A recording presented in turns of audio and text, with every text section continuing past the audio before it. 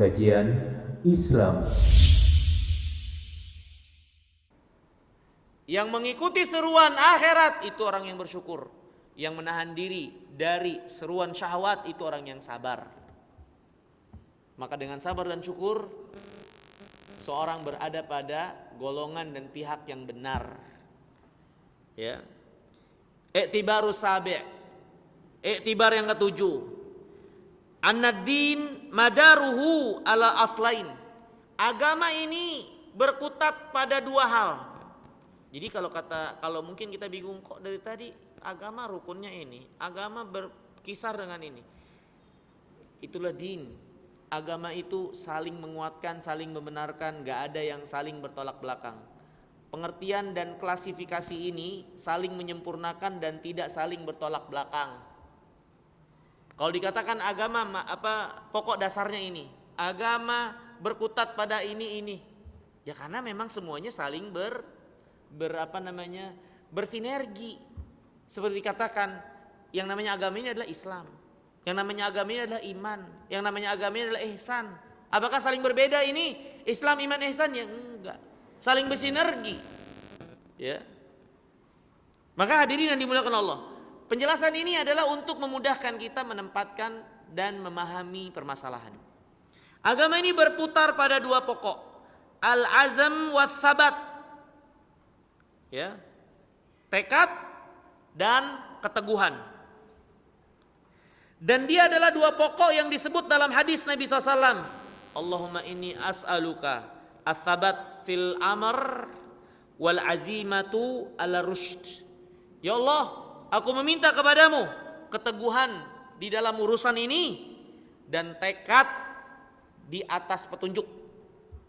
Ya, penting kita punya azimah, azam, tekad, antusias, keinginan, kecenderungan, kecondongan pada petunjuk, pada hidayah, pada kebaikan. Dan penting juga kita punya keteguhan untuk berada di atas urusan itu. Ya, itu yang diminta diantaranya oleh Nabi yang mulia alaihi wasallam. Wa aslu syukur sihatul azimah. Inti dari syukur, pokok dasarnya adalah kejujuran dalam tekad. Karena orang yang syukur itu mengakui nikmat Allah, mengimani itu datang dari Rabbul Alamin, memberikan apresiasi, menghargai, meyakininya terhadap kenikmatan itu. Aslu syukur sehatul azimah, wa aslu sabar kuwatu sabat. Dan pokok dasar kesabaran, keteguhan, pokok dasar sabar adalah kuatnya sabat, kuatnya keteguhan itu. Orang yang teguh terhadap prinsip, itulah orang yang sabar. Maka ketika Nabi berdoa, ya Allah, jadikan aku sabat fil amr wal azimatu ala rusyd. Berarti ini adalah berkutat sekitar sabar dan syukur. Sabar untuk sabat di atas amar dan bersyukur atas arusy, atas petunjuk yang ada ini, untuk dihargai dan dimuliakan sebenar-benar pemuliaan. Ya. Makanya sabar dan syukur ini digabungkan menjadi suatu sifat orang-orang yang berjalan di atas muka bumi ini dengan kebaikan. Kemudian hadirin yang dirahmati dan dimuliakan Allah, i'tibarul ashir, i'tibar yang ke-10, kata Imam, an-din mabniun ala aslain. Agama ini terbangun di atas dua pokok, al-haq wa sabr, kebenaran dan kesabaran. Oleh sebab inilah yang disebut oleh Allah wa tawasobil haq wa tawasobis sabr. Walama kanal matlub minal abdi wal amal bil haq fi nafsihi wa tanfidhihi fin nas. Ketika seorang hamba diinginkan darinya untuk beramal dengan kebenaran pada dirinya dan merealisasikan kebenaran itu di tengah-tengah manusia, maka ini adalah hakikat daripada syukur. Dan dia tidak akan mungkin bisa melakukan itu semua, bertahan untuk mengamalkan kebenaran, untuk merealisasikan kebenaran di tengah-tengah manusia, kecuali dengan bersabar. Maka jadilah sabar itu setengah keimanan dan setengah lagi adalah syukur. Ya. Dan yang lebih menegaskan kita juga, Allah berfirman, "Wa nabluukum bisyarri wal khairi fitnah." Kami uji kalian dengan kebaikan dan keburukan. Dan gak ada yang lulus dengan kebaikan dan keburukan kecuali orang yang sabar dan bersyukur. Inna fi dzalika laayat likulli sabbarin syakur. Ya. Maka hadirin yang dirahmati dan dimuliakan oleh Allah SWT, oleh sebab inilah Al-Imam Ibnul Qayyim rahimahullah, ya, di antara ketetapan beliau, kesimpulan beliau, ya, sabar dan syukur ini adalah sesuatu yang gak bisa dipisahkan. Masing-masingnya memiliki korelasi satu dengan yang lainnya. Walaupun ada sebagian orang mempermasalahkan mana yang lebih utama, orang yang bersyukur apa orang yang bersabar. Mana yang lebih utama, sabar apa syukur. Masing-masing punya alasan yang sangat kuat. Orang yang mengatakan syukur yang lebih utama. Kenapa? Karena Allah katakan sedikit orang yang bersyukur. Tapi Allah gak katakan sedikit orang yang sabar. Yang menunjukkan keistimewaan orang yang syukur atau sifat syukur ini. Dan Allah SWT ternyata di antara hikmah Allah jadikan ini semua agar kita bersyukur. Seperti firman Allah SWT, "Wa ja'ala lakumus sam'a wal absara wal af'idata qalilan ma tashkurun." Allah telah jadikan penglihatan, pendengaran dan hati, sedikit dari kalian bersyukur. Jadi Allah jadikan yang ada pada kalian agar kalian bersyukur. Berarti syukur adalah tujuan dan sabar hanyalah wasilah. Maka tujuan pastinya lebih utama daripada sekedar wasilah. Maka sebagian mengatakan syukur lebih utama daripada sabar. Sebagian lagi mengatakan enggak, sabar yang lebih utama. Apa alasannya? Sabar adalah suatu yang paling banyak disebutkan dalam Al-Quran. Sebagaimana syariat lahiriah yang paling banyak disebutkan yang menunjukkan akan keutamaannya, yaitu sholat, jihad. Dan sabar juga menjadi amalia agama yang paling banyak diperintahkan dan disebutkan dalam Al-Quran. Lebih banyak dari syukur. Berarti sabar itu lebih utama daripada syukur. Ya, lebih utama dari syukur. Dan ternyata kalau kita perhatikan dengan seksama dalam hidup, siapa yang tidak punya kesabaran dalam setiap keadaan, dia orang yang celaka. Mau lagi senang atau susah. Ketika lagi senang butuh kesabaran.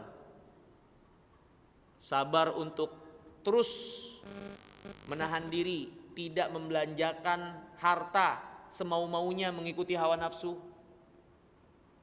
Sabar untuk tidak mengikuti ketamakan. Sabar untuk tidak mencari dunia itu dengan menghalalkan segala cara. Di mana terkadang kemudahan ada di hadapannya untuk bisa mendapatkan bagian dunia, tapi dia harus sabar karena itu adalah yang haram caranya.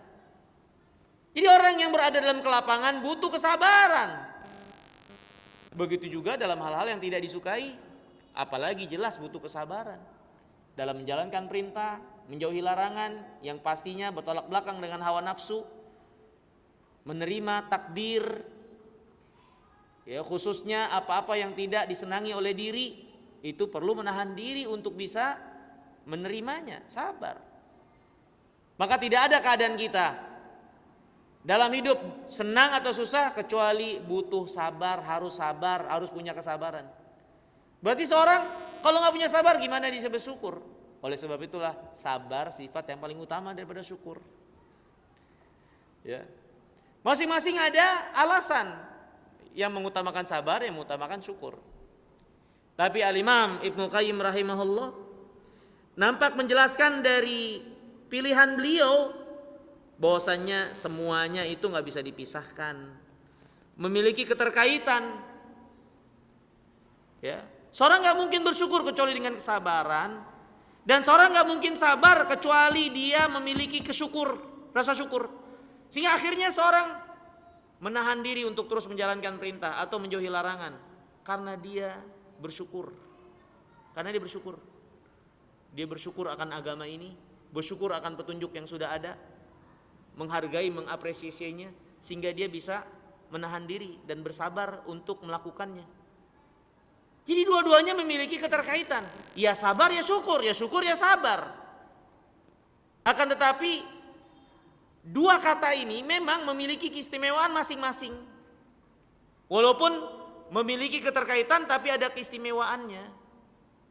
Sabar itu umumnya berkutat untuk hal-hal yang kesulitan, kesusahan, kegetiran.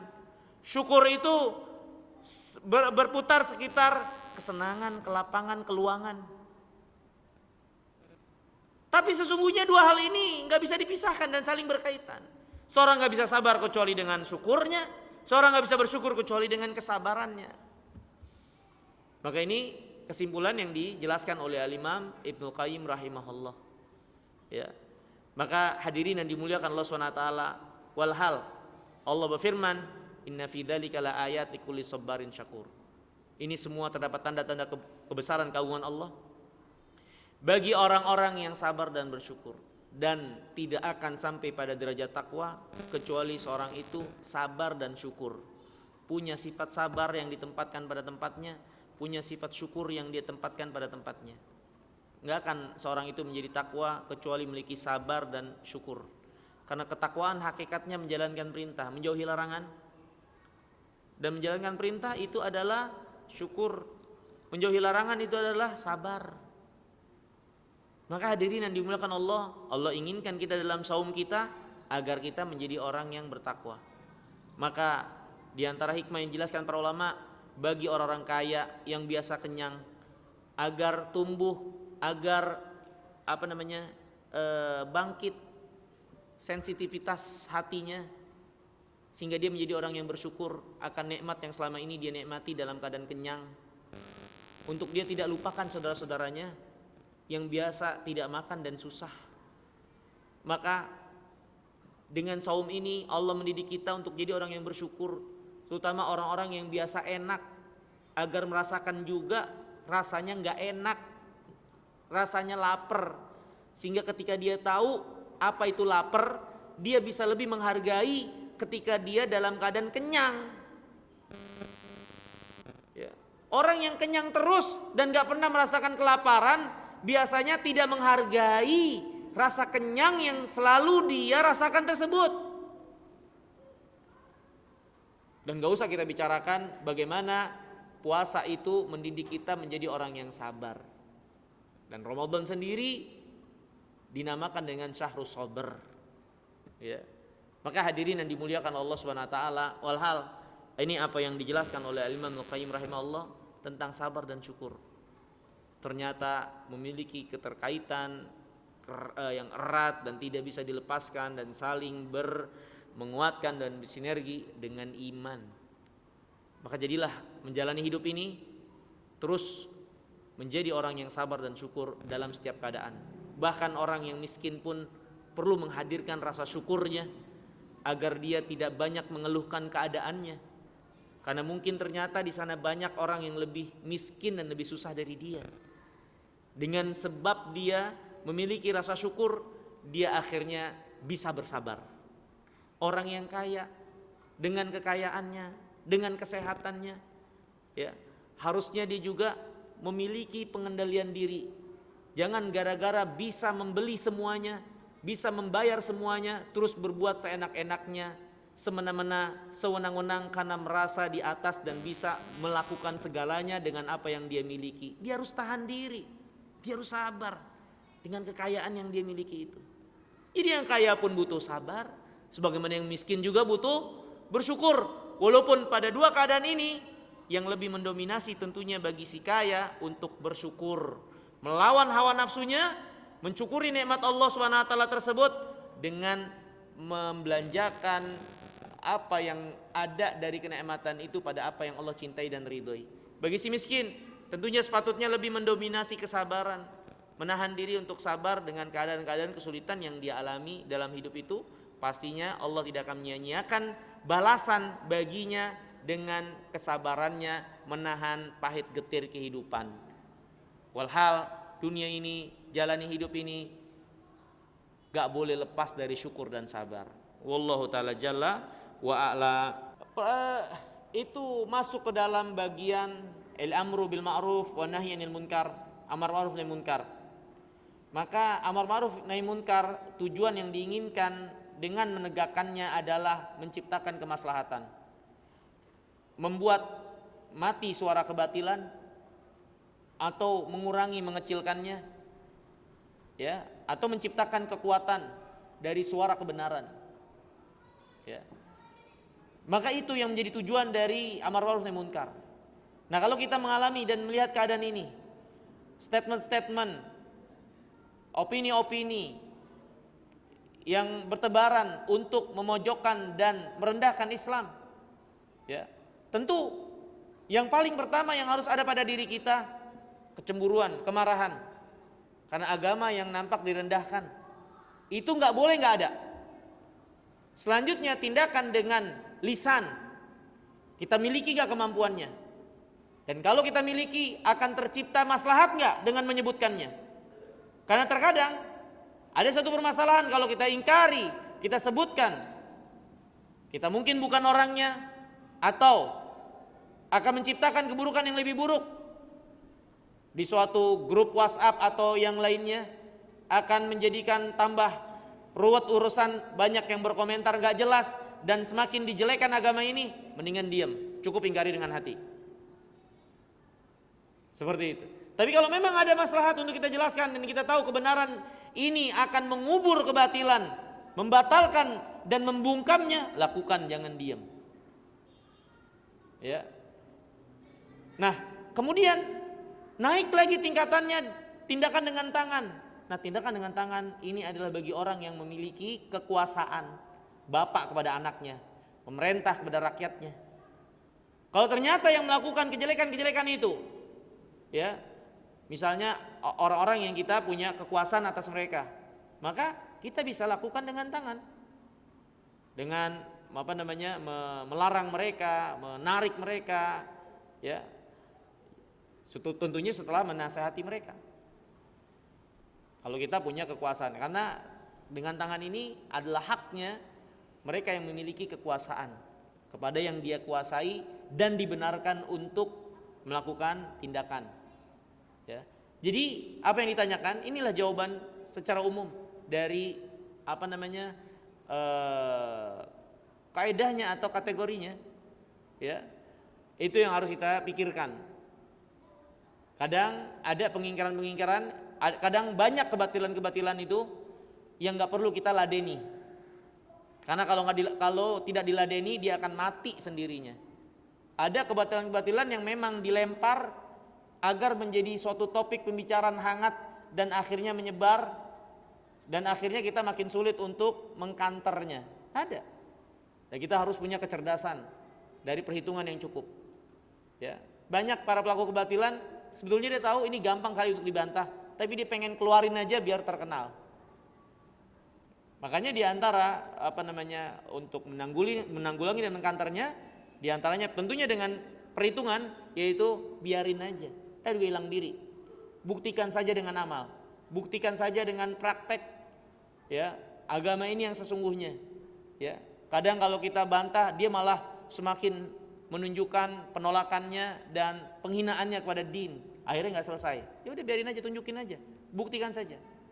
Allah telah berfirman, yuriduna liyutfi'u nurallahi biafwahihim wa ya'ballahu illa an yutimma nurahu walau karihal kafirun. Mereka ingin untuk memadamkan cahaya Allah dengan lisan-lisan mereka, tapi Allah enggan kecuali untuk terus memancarkan dan meluaskan cahayanya walaupun orang-orang kafir itu tidak menyukainya. Wallahu ta'ala jalla wa ala. Mungkin ini dulu, terima kasih banyak atas perhatiannya. Semoga yang sedikit ini bermanfaat, kurang lebihnya saya mohon maaf. Semoga Allah SWT merahmati dan menerima amal ibadah kita sekalian serta memudahkan untuk ketaatan-ketaatan berikutnya. Innahu waliyudzalika wal qadiru alaih. Wa sallallahu nabiyina Muhammadin wa ala alihi wasallam. Wa akhiru da'wana alhamdulillahi rabbil alamin. Wassalamualaikum warahmatullahi wabarakatuh.